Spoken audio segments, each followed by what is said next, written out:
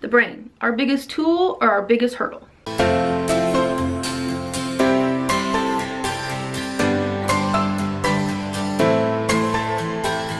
Before we get started, don't forget to subscribe and hit the bell so you never miss a video.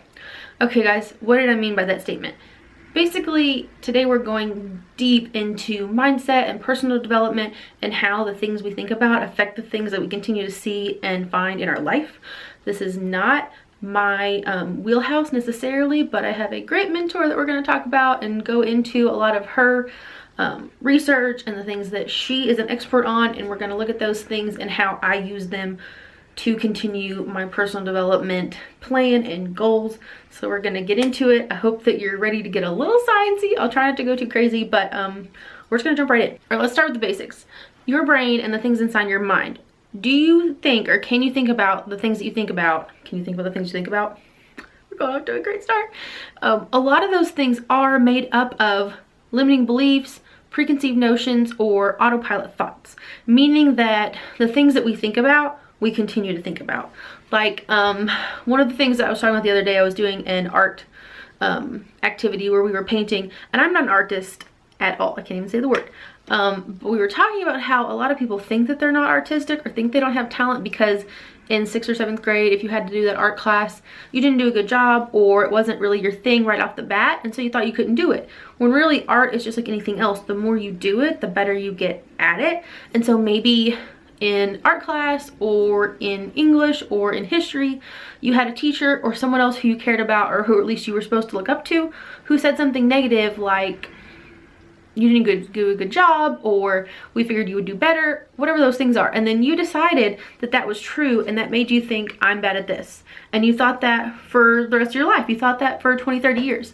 And then come to find out through someone else or happenstance, you end up in that same situation where you're looking at that activity or interest again, and you decide you like it. And you decide that whether you're good at it or not, you enjoy the practice of doing it. And so then you do it and you realize, it wasn't that I was bad at it, is I didn't know all the things that I needed to know to do it well. That is one of those limiting beliefs that we create and put in our brain and just assume that that's true.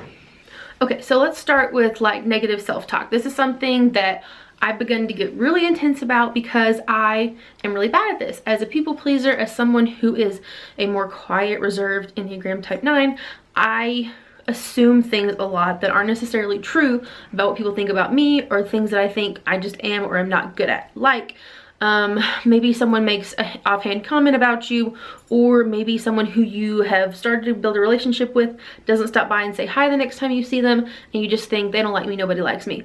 Well, the truth is that they may not have had time or have noticed you, and you have made this crappy first draft, which is a Brené Brown thing, that they don't like you.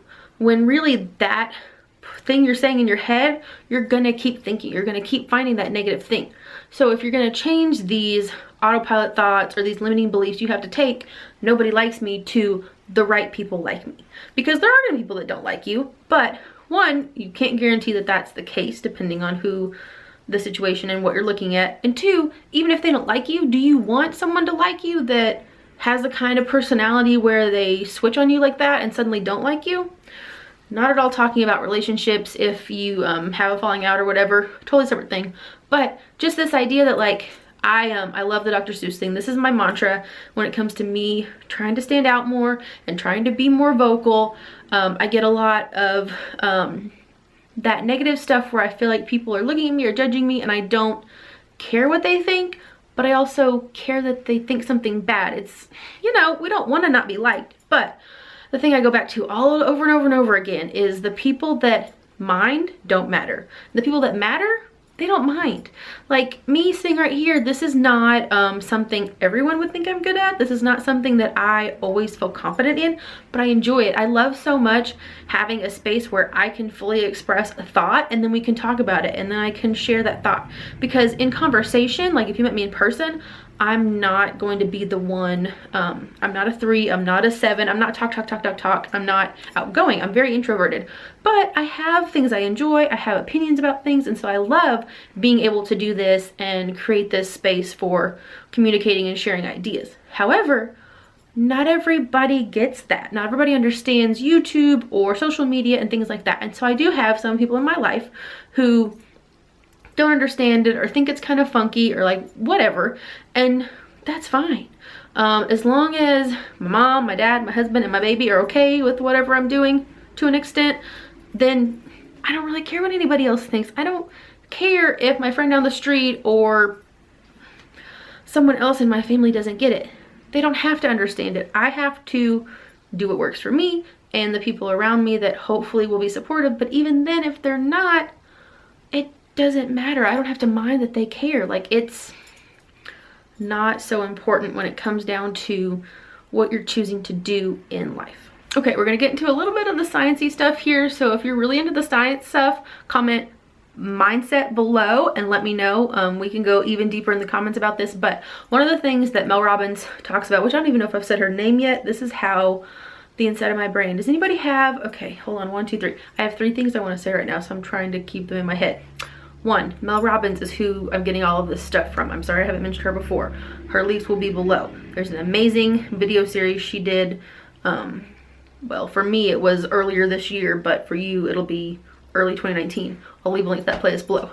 2, does anybody else have an idea of how they picture the inside of their brain? Like, my husband and I are both very intro perspective thinking people when it comes to knowledge and what we know. And my husband pictures his brain as like one big Rolodex with, like, you know, it's in your brain, so it's not really functional, but a big Rolodex with little Rolodexes in it, and he just spins them and finds what he's looking for. And I am more like that scene in Bruce Almighty where he turns the prayers into post-it notes. It's just madhouse insanity. That's the inside of my brain. So I kind of like float around and get distracted. But let's pick it back up to where I was talking about Mel Robbins' brain stuff. The thing that I didn't know that I'm so glad I know now is that your mind, like whenever we sit and we think about a memory, that's a piece of our brain. The same way if we visualize and imagine a time that we did something fun that we maybe don't have a distinct memory of, but we like look at pictures and can create that idea in our head and like relive it. Or if you have a vision for your life and you really visualize what it would look like what my life would look like if I was this person or if I did these things, all 3 of those things are stored in your brain the exact same way. Your brain doesn't know the difference between a memory, someone told you a story and now you have a memory of it, or a visualization. Your brain doesn't know the difference. I don't know how that works or why God made it that way, but I am really excited. That makes things really easy for me. That's why there will be times that I'll be talking to family and I'll talk about a story of something that happened to me when I was a kid, and my mom or dad will be like, that's not exactly what happened, but I have like visualization in my brain. I remember something happening a certain way. Well, your brain doesn't know the difference. It can't sit there and remember every single detail. Obviously, there's not enough room. And so your brain stores all these things like memories, but they're not necessarily first person visualization of that moment. That's why we have all these issues with people having different opinions of stories that happen. Everybody can tell the same experience in different ways and have a different idea because we're all looking at it through our lens, how we see the world. And so that means that, 1, we can control what our brain focuses on. It doesn't have to be something that has really happened. And 3, whatever we focus on is what our brain will continue to focus on. Like, I have memories that stick out in my head because I've continued to revisit them as I've gotten older, and they stay fresh in my mind. So when it comes to personal development and mindset, the key here is to visualize the reality you want. Like, not just, I want to be a public speaker, or I want to be a best-selling author, or I want to have 7 kids, whatever. You have to visualize those things and what you would look like and what your day would look like in those seasons to help your brain focus on how you become those things. Like, for me, I am not a super healthy person. Let's just put that out there. A few years ago, I had a friend who was a nurse who we were talking about something, and I don't even know how we got on the topic, but she was asking me how much water I drink, and I was like,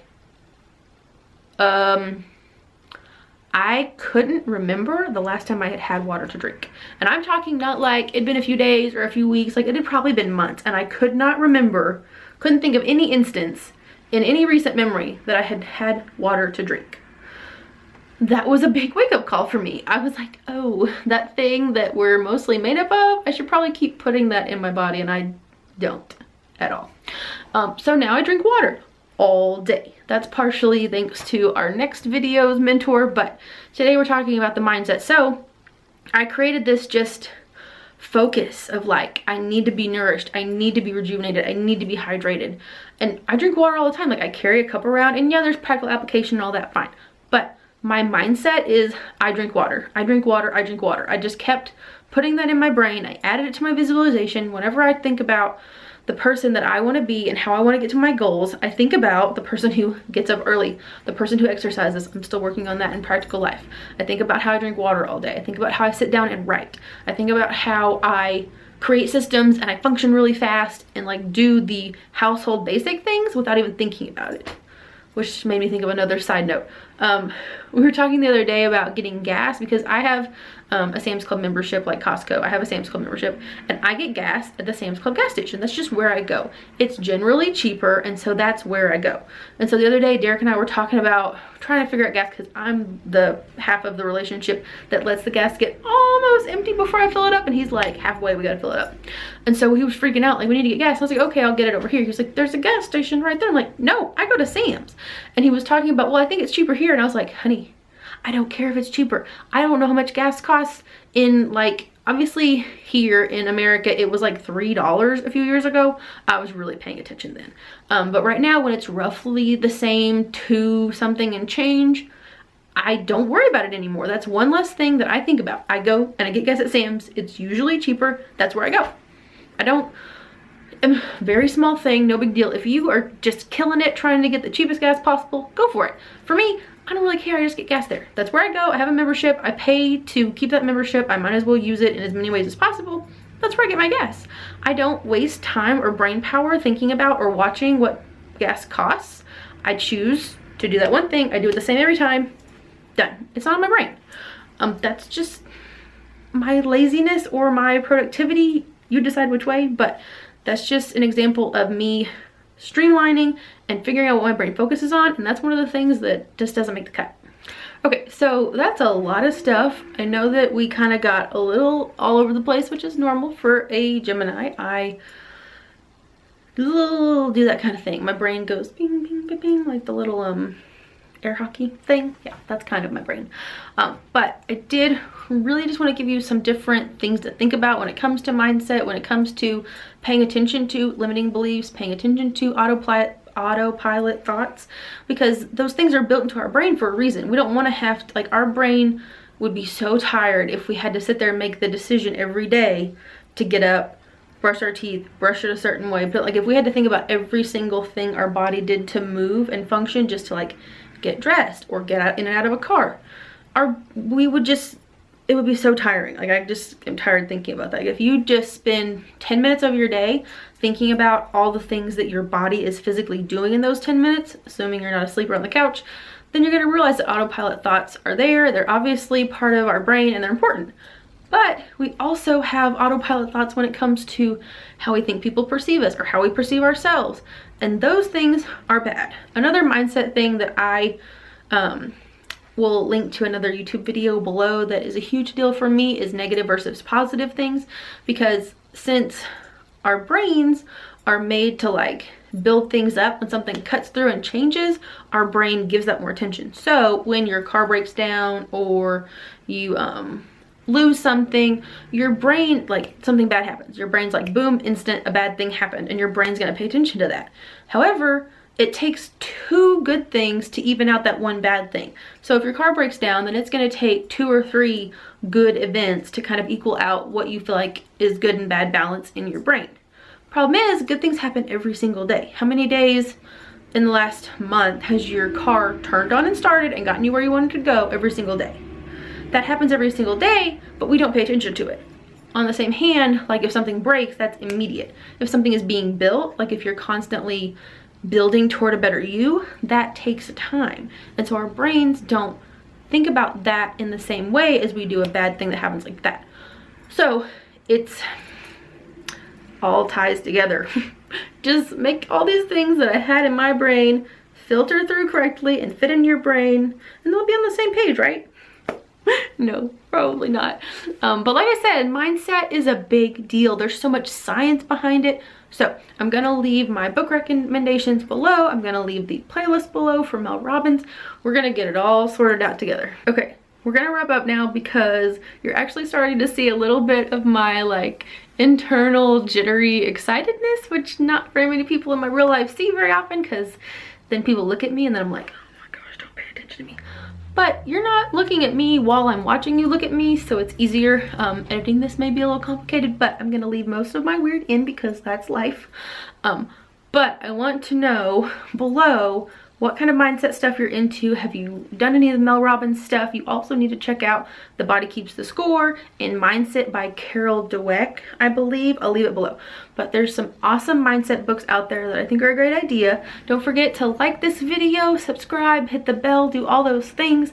And then you can also join me on Instagram this week. We're going to be going through all of my mindset stuff and how I'm actually in real time using the tools from video 1 to shift my mindset and focus on the things that I want to focus on in my everyday life, so that I continue to visualize the person I see 5 years from now and who I want to become. So that's this week. Check out next week. We're going to be talking about the one and only Rachel Hollis, so you're going to see even more of my overexcitedness. But until then, have a great week. Check me out on Instagram and I will see you next time. Bye.